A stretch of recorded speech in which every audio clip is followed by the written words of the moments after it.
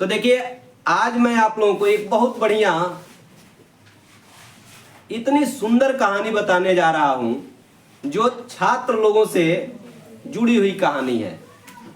और ये कहानी रहेगी कि जब श्री रामचंद्र, मर्यादा पुरुषोत्तम श्री रामचंद्र जब लंकाधिपति रावण माता सीता को हर कर लेकर चला गया, हरण कर लिया, चुरा ले गया, तब मर्यादा पुरुषोत्तम श्री रामचंद्र उस माता सीता की खोज में निकले बानरी सेना के साथ। किसके साथ?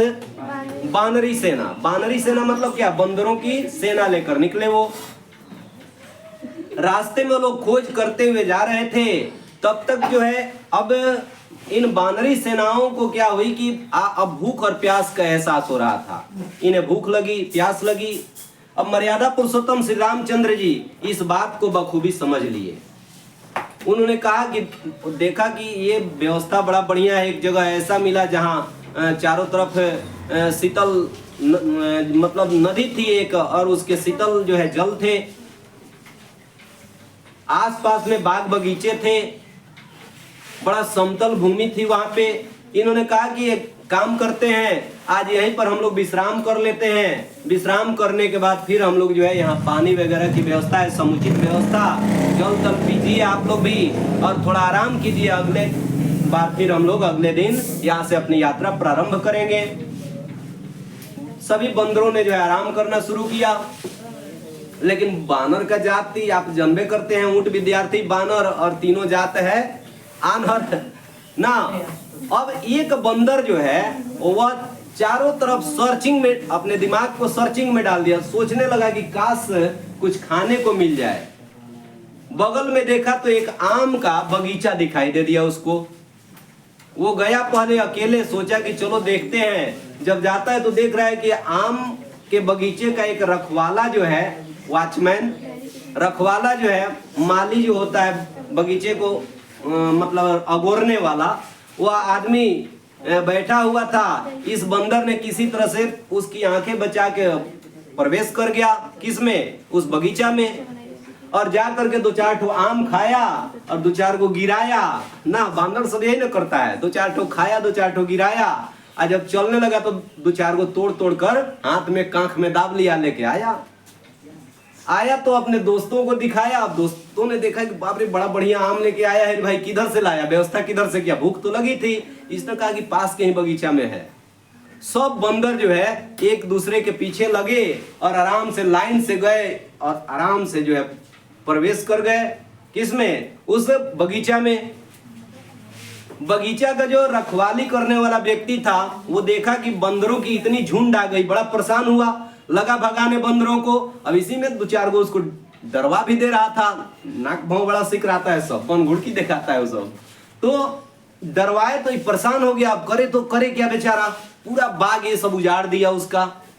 खाता कम था, गिराता ढेर था, कूदता था इस डाली से उस डाली, और बेटे इस तरह से पूरे उसके बगीचे को तहस नहस कर दिया इन लोगों ने।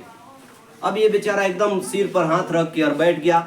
सभी बंदरों ने क्या किया, जब पेट भर खा लिए सभी, तो फिर अब वापस आने की बारी आई जब, तो ये लोग वही काम किए। दो चार को मुंह में दबाया, दो चार को हाथ में, दो चार को कांख में, और लेकर चलने लगा, लाइन से एकदम चलने लगा। ये रखवाला जो था बड़ा परेशान हुआ कि भाई इतने सुसज्जित तरीके से ये जा रहे हैं, लग रहा है ट्रेनिंग दिया गया है इन लोगों को, लाइन से चलता था सब। पीछे लगा कि भाई ये जा कहां रहे हैं। जब देखा कि अरे ये तो आ गए और एक जगह एकदम बढ़िया से बैठ गए सब, एकदम लग रहा है कुछ हुआ ही नहीं है, इनोसेंट, एकदम निर्दोष है सब। अब वो दौड़े दौड़े गया और मर्यादा पुरुषोत्तम श्री रामचंद्र के पैरों पर गिर गया। कहा कि प्रभु बहुत हमने नाम आपका सुना है, हमारे बगीचा को आपके बानरों ने उजाड़ दिया, हम बर्बाद हो गए एकदम, हमारे बाल बच्चे क्या खाएंगे अब। इन्होंने देखा कि भाई ये तो बहुत गड़बड़ काम हो गया, हमारी बानरी सेना जो है किसी को नुकसान पहुंचा दी, मेरे चलते किसी को तकलीफ हो गया।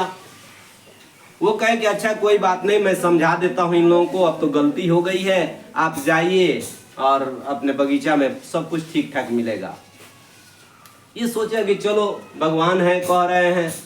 जब जाता है बगीचे में, देखता है तो इसका बगीचा जस का तस, एकदम जितना सुंदर पहले था फिर ठीक हो गया, क्योंकि प्रभु राम की माया, कहीं धूप कहीं छाया। उनकी कृपा से सब कुछ ठीक ठाक पाया। बड़ा वहीं से धन्यवाद दिया, मन ही मन प्रणाम किया और मर्यादा पुरुषोत्तम श्री रामचंद्र को जो है याद करके उन्हें खूब थैंक यू बोला मन ही मन। अब इधर इधर आ जाइए। अब किधर? मर्यादा पुरुषोत्तम श्री रामचंद्र ने अपने बानरों के तरफ अब मुखातिब हुए। उन्होंने कहा कि तब हनुमान जी ये सब क्या हो रहा है? हनुमान जी अब तो इनका जमानत जब्त हो गया। वो सोचेंगे रे भाई फंसा दिया हमको सब। नल नील जामवंत जी वगैरह जितने भी जो है रीछ भालू बानरों की सेना थी सभी परेशान हो गए कि अब तो चोरी पकड़ी गई। मर्यादा पुरुषोत्तम श्री रामचंद्र ने समझाया कि देखिए दूसरों को नुकसान हमें नहीं करनी चाहिए। अगर आप लोगों को आम खाने का इतना ही मन है तो अपना आम लगाइए। क्या? अपना आम लगाइए। बानरों ने डरते डरते एक बंदर उठा और कहा कि प्रभु कैसे अपना आम लगता है? बानर लोग आम लगाना जानता है। श्री रामचंद्र कहे कि देखिए इजी एकदम आसान काम है। ये जो गुठली आप लोग खाए हैं ना, मैंने आम खा के जो गुठली बच गई है इसको जमीन में लगा देना है, रोप देना है, हला देना है और उसके बाद क्या हो जाएगा? आम हो जाएगा ना। अब बानर का जाति सब सोचा कि चलो प्रभु है श्री रामचंद्र जी अगर कह रहे हैं तो ठीक ही कह रहे होंगे। सभी बानरों ने क्या किया? अपने अपने जगह पर जो है मिट्टी को हटाया, खोदा और अपनी अपनी गुठली वहीं पर दबा दिया। बेटे दबाने के बाद अब ये श्री रामचंद्र की बात मान के फिर सब धीरे धीरे अब सोने लगा। सोचा कि चलो आराम करते हैं, आम बन जाएगा। अब सब आराम करने लगा। श्री रामचंद्र भी अब स्थिर हो गए, एकदम इत्मीनान से वो भी हो गए। एक बानर उसको नींद नहीं आ रही थी, वो बेचैन था कि अब हमारा वाला गुठली आम हो गई। वो धीरे धीरे कोड़िया दिया, अपने गुठली को कोड़ दिया। कोड़ के देख रहे कि लो ये तो आम होइबे नहीं किया है। बगल वाला को खुद कहा कि बुढ़ी हमारा तो आम होइले नहीं है, तोर हुआ के ना। दूसर का भी कोड़िया के देख रहा है, करे हमरो नहीं के। तीसरा को खोदा, वो भी देखा खोद करके ले हमरो नहीं हुआ। ऐसे करते करते बेटे सारा आम का गुठली फेरी बानर सब खोद दिया, किसी का आम तो हुआ नहीं था। अब शोर शराबा होने लगा धीरे धीरे। मर्यादा पुरुषोत्तम श्री रामचंद्र की कानों तक आवाज गई। उन्होंने कहा कि भाई क्या हो गया? डरते डरते एक बंदर ने कहा कि प्रभु आप ही झूठ बोलते हैं क्या? ये कहे क्या हो गया बताइए। प्रभु आपने कहा था कि आम बन जाएंगे गुठली रोप देने से। आम तो किसी के बने नहीं, गुठली के गुठली रहे। श्री रामचंद्र जी कहे कि साफा तू लोग बानरे है रे भाई। अरे आम बनने के लिए इंतजार करना पड़ता है, गुठली यूं हलाए नहीं कि आम थोड़े बन जाता है। उसको कुछ समय देना पड़ता है, एनवायरमेंट वैसा होता है, उसमें पानी वगैरह देते हैं, उसमें से जो है क्या अंकुरण होता है, अंकुरण के बाद पौधा बनता है, पौधा के बाद धीरे धीरे जो है वो बड़ा होता है, वृक्ष बनता है, फिर समय आने पर मंजरी लगती है, आम फरते हैं। इतना प्रोसेस है तब ना आम मिलेगा। तो वही हाल है यहाँ भी। एसके कोचिंग में भी कुछ लड़के क्या करते हैं, आते हैं और 2-4 दिन के बाद सोचते हैं कि बुढ़ी हमरा नहीं के बुझा, पूरा बुझाता कि ना पढ़ाइया। तो बेटे ऐसा नहीं होता है। 2-4 दिन जब आप एनवायरमेंट में यहाँ के जो है वातावरण में घुलेंगे मिलेंगे, कुछ समय गुजारेंगे, फिर आपको धीरे धीरे समझ में आने लगेगी। पढ़ाई जादू की छड़ी थोड़े ना है इसके सर के पास की घुमा दिए और गुठली जो है क्या बन गया, आम बन जाए। ऐसा नहीं होता है। तो इस तरह से आपने देखा क्या, मर्यादा पुरुषोत्तम श्री रामचंद्र की और बंदरों की कहानी।